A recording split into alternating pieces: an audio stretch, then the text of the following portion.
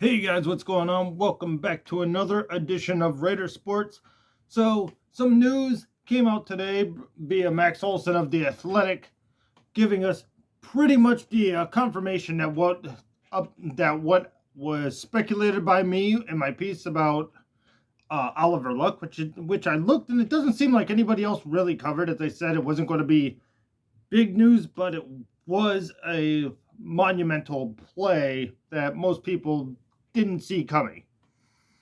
And most people kind of ignored it. I mean, it was just a guy who was hired for a consultation, so of course nobody's going to really understand the magnitude or really talk about it, on top of everybody wanting to talk about other teams aligning and whatever else. But with the hire of uh, Oliver Luck, we have found out via Max Olson of The Athletic that the Big 12 is definitely looking to explore expansion. They are starting a subgroup, or what we would, I guess, call a subcommittee. I've never heard of it called a subgroup until now, but so they're calling it a subgroup, and so will we. So, according to Max Olson of The Athletic, he reported that on Wednesday, the preliminary stages of this subgroup is underway. In order to start expansion, they would need 8 of the 10 current schools, and yes, Texas and Oklahoma will still get votes. And they would likely vote down any expansion efforts, in my opinion, because obviously their best bet would be the Big 12 dispansion, not Big 12 expansion. That way they could get out of the Big 12 contract into the SEC as soon as possible without having to pay to get out of it. So that would be their best option. That's why anything that the Big 12 might do expansion wise, with the fact that Oklahoma and Texas would still have votes, they would turn those down, because what's the upside of Texas and Oklahoma, playing the nice guy and saying, okay, go expand, and we'll just, wait our turn till 2025 to enter the SEC, right? It's pretty much plain and clear and simple as that. So they would need 8 out of 8 of the rest of the irate 8 schools to go along with any expansion decision that might be made. So it has to pretty much be clear cut across the board, because Texas and Oklahoma ain't doing it. So he goes on to say that there have been 15 schools at least that have reached out to the Big 12 and joining. Most of them come from the American.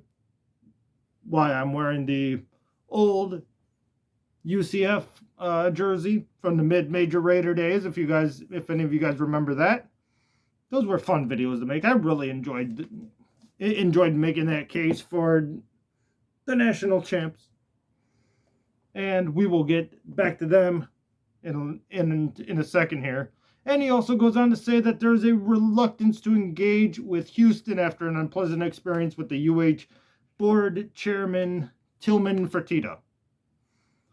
And pretty much what Fertitta came out and said is the reason UH wasn't looked at is because Texas put the kibosh on it, and they blamed the other schools for not sticking up for Houston up against Texas, and that everybody folded when Texas said what they wanted, and everybody couldn't man up and say, you know what, Texas, go to hell. We're not going to give you what you want. We're going to do what's best for the conference, and put Houston in. And obviously they didn't do that, because you can't speak ill of Texas. Even today, you kind of can't speak ill of Texas, and that's why they can't. They won't deal with UH, because UH dealt badly with Texas when they were not allowed in. And so if we got UH out, the other 4 teams would pretty much be, if they would go 4, one of them would obviously be Central Florida, right? Well, we got this coming out from Chris Torello from My 9 News. He just said, my understanding is UCF is being pursued by the Big 12. Now, on the other side of this paper, we had that the American was calling the Big 12 Now we got the Big 12 calling UCF, according to Torello. He said, my understanding is UCF is being pursued by the Big 12. Knights are, quote, cautiously optimistic.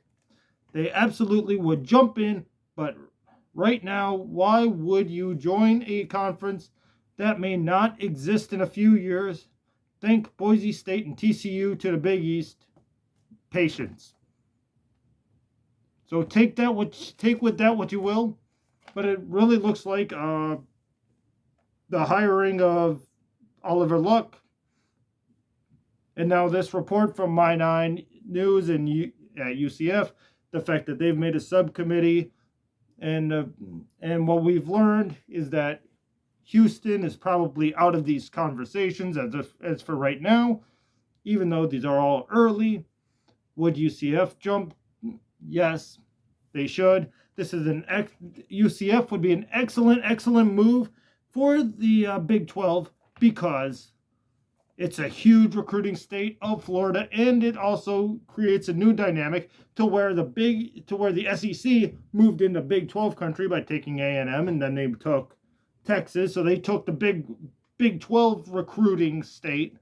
So why not invade the SEC's big recruiting state in Florida by adding the first team of your new conference realignment era, UCF. Okay, guys, tell me what you guys think about all this. And that's about all I got for y'all. All right. So, guys, my question of the day: what Big 12 team would you want the Knights to play at home in their potential inaugural Big 12 game? Leave your answers in the comments.